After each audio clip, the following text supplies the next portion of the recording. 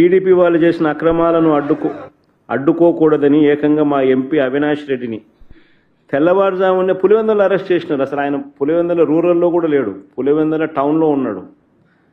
టౌన్లో ఎన్నిక జరగడంలా ఆయన టౌన్లో ఉన్నాడు, ఆయన ఇంట్లో ఉన్నాడు. అవినాష్ రెడ్డి రూరల్లో కూడా లేడు, టౌన్లో పులివెందుల టౌన్లో ఉన్నాడు. పులివెందుల టౌన్లో ఎన్నికలు జరగడం, టౌన్లో తన ఇంట్లో ఉన్న తనను అరెస్ట్ చేసి తీసుకొని పోతా ఉన్నారు. నేను అడుగుతా ఉన్నా ఇదే చంద్రబాబు నాయుడు, అయ్యా చంద్రబాబు, నీకు ప్రజలు ఓటేస్తారని నమ్మకం ఉన్నప్పుడు, నువ్వు నిజంగానే మంచి చేశావు అని చెప్పి నిజంగా నువ్వు అనుకుంటే ఎందుకు ఇవన్నీ చేయాలా? నువ్వు ప్రజలకు మంచి చేయలేదని నీకు తెలుసు కాబట్టి, ప్రజలు నీకు ఓటు వెయ్యరు అని నీకు తెలుసు కాబట్టి, ప్రజాస్వామ్యబద్ధంగా ఎన్నిక జరిగితే నీకు ఓట్లు పడవు అని నీకు తెలుసు కాబట్టి ఈ స్థాయిలో దౌర్జన్యానికి దిగుతూ ఉండవు. 2017లో కూడా మీ అందరికీ గుర్తుండే ఉంటుంది, నంద్యాల బై ఎలక్షన్స్ జరిగినాయి. కరెక్ట్గా 2019 జనరల్ ఎలక్షన్స్కు 1.5 ఇయర్ ముందు, నా పాదయాత్ర స్టార్ట్ కాక మునుపు నంద్యాల బై ఎలక్షన్స్ జరిగినాయి.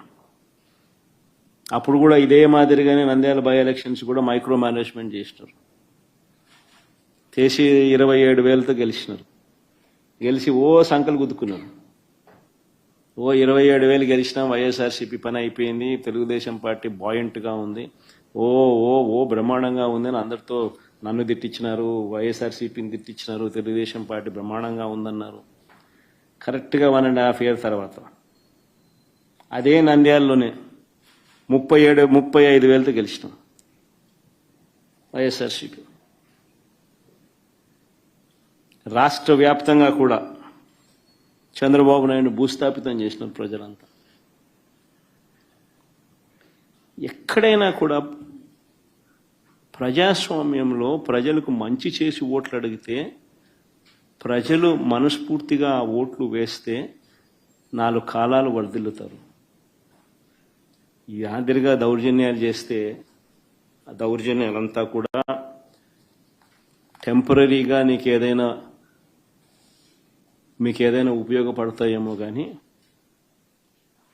చివరికి వచ్చేసరికి కన్ను మూసుకొని కళ్ళు తెరిచేసరికి 1.5 ఇయర్ అయిపోయింది. అప్పుడే కన్ను మూసుకొని కళ్ళు తెరిచేసరికి మరో 3 ఏళ్ళు కూడా అయిపోతాయి.